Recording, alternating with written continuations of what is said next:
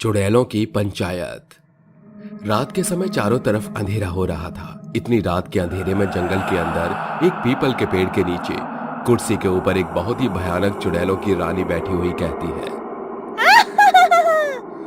आओ मेरे गुलामों, मेरी पंचायत में बैठो, तुम्हारा ही तो इंतजार था। तभी उस भयानक चुड़ैल रानी को देखकर वहां खड़ी सभी चुड़ैलें चुड़ैल रानी के सामने आकर अपना सिर झुकाते हुए कहती है, चुड़ैल रानी की जय हो, चुड़ैल रानी की जय हो, चुड़ैल रानी की जय हो। तभी चुड़ैल रानी एक एक करके सबसे कहती है, काया मेरी काली चुड़ैल, आज मैं तुम्हें एक काम देती हूँ। तुम्हें परमल के घर जाना है और उसके घर के सभी सदस्यों को मारकर उन्हें मेरे पास लेकर आना है। माया, तुम मुझे कच्ची उम्र में बच्चों का खून ला कर दोगी, जिसे पीकर मैं और ज्यादा शक्तिशाली महसूस करूंगी। और छाया, तुम मेरे लिए जवान मर्दों का खून लाना। उनके खून से नहाने के बाद मैं और भी जवान हो जाऊंगी और बदले में मैं तुम्हें एक शक्ति दान करूंगी, जिसे पाकर तुम और भी ज्यादा शक्तिशाली हो जाओगी। तभी वो तीनों चुड़ैल अपनी चुड़ैल रानी की बात मानकर उसका काम करने के लिए निकल जाती हैं। हाँ हूँ, याहू।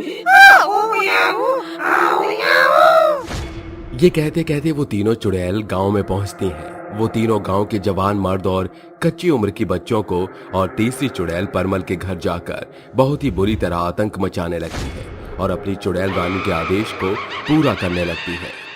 दरवाजा खोल परमल, देख तेरे दरवाजे पर तेरा काल आया है। जल्दी से दरवाजा खोल परमल, जल्दी से दरवाजा खोल। चुड़ैल की आवाज सुनकर परमल और उसका परिवार बहुत बुरी तरह डर जाते हैं। हे भगवान, ये चुड़ैल कहाँ से आ गई?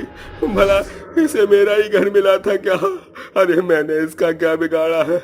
बच्चों तुम अंदर जाकर छुप जाओ। कौशल्या, तुम बच्चों को छुपा दो, वरना चुड़ैल हम में से किसी को नहीं छोड़ेगी। तभी काया अपनी शक्तियों से घर के अंदर घुस जाती है, जिसके बाद वो परमल से कहती है, कहाँ बचकर जा रहा है परमल?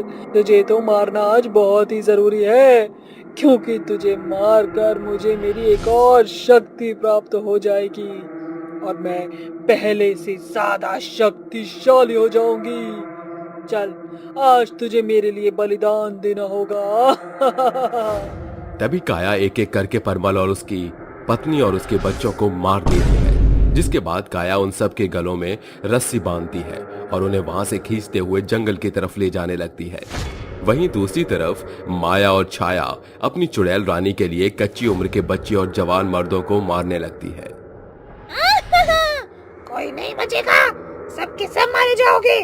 जितने भी बच्चे हैं इस गांव में, मैं किसी को नहीं छोड़ूंगी और सबका खून निकाल लूंगी।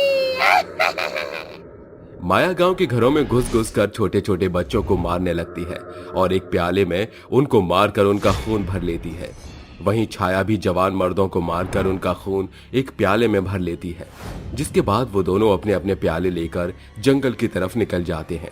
जैसे ही वो तीनों चुड़ैलें चुड़ैलों की पंचायत में पहुंचती हैं, वो पहुंचते ही चुड़ैल रानी वहां से कहती है, जैसा कि आपने कहा था मेरी रानी चुड़ैल, मैं तुम्हारे लिए परमल के पूरे परिवार को मार कर लाई हूँ।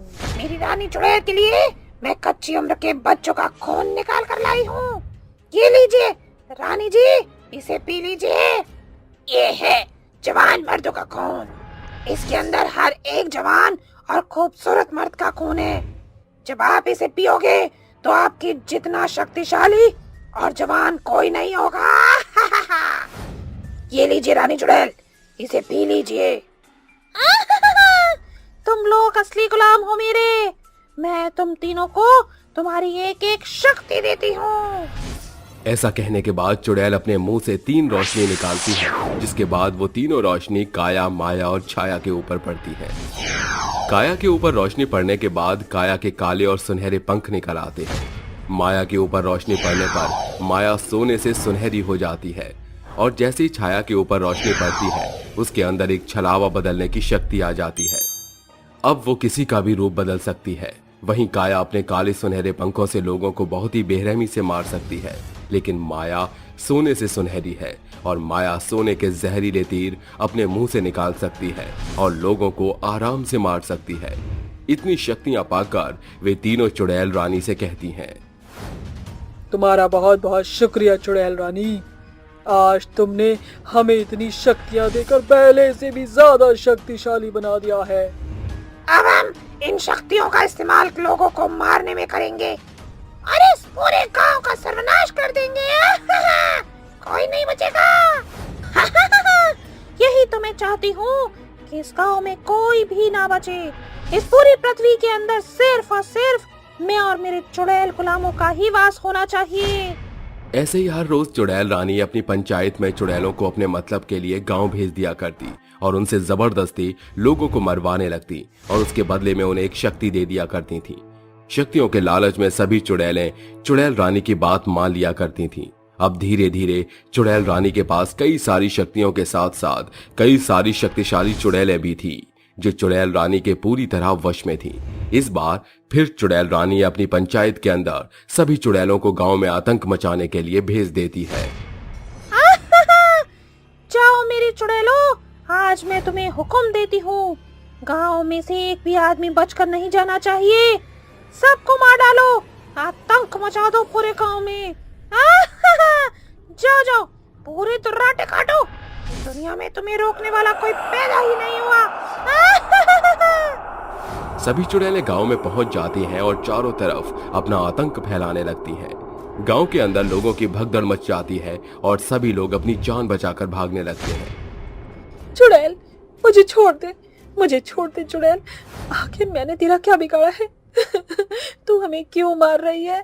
मैं तेरे आगे हाथ जोड़ती हूँ, मुझे मेरे बच्चों के लिए छोड़ दे। ये दुनिया तुम इंसानों की नहीं है। इस दुनिया पर सिर्फ और सिर्फ हम चुड़ैलों का हक है। तुम इंसानों का इस धरती पर कोई वजूद नहीं। मैं किसी को नहीं छोड़ूंगी। चुड़ैल लीला को अपने हाथों से उठा लेती है और सीधा अपने मुंह में निगल जाती है। ऐसे ही सभी चुड़ैल गांव के लोगों को बहुत ही बेरहमी से मारने लगती हैं। कोई अपने मुंह से आग निकालकर लोगों को भून रही होती है तो कोई अपने जहरीले पंखों से वार करके लोगों को मार देती है। तभी वहां चुड़ैल रानी पहुंच जाती है और पूरे गांव में अपना आतंक फैला हुआ देख बहुत खुश होती है। ले भैया, उफ़, मेरे गुलामों ने तो पूरे गांव में दुर्राटे काट रखे हैं। इसे कहते हैं चुड़ैलों के पंचायत का आतंक। जब चुड़ैलों की पंचायत के बाद चुड़ैल आतंक मचाने के लिए निकलती हैं, तो आतंक के साथ साथ इंसानों का नामो निशान तक मिट जाता है। पूरी पृथ्वी पर सिर्फ और सिर्फ मेरा राज होगा और मैं पूरे दुर्राटे काटूंगी।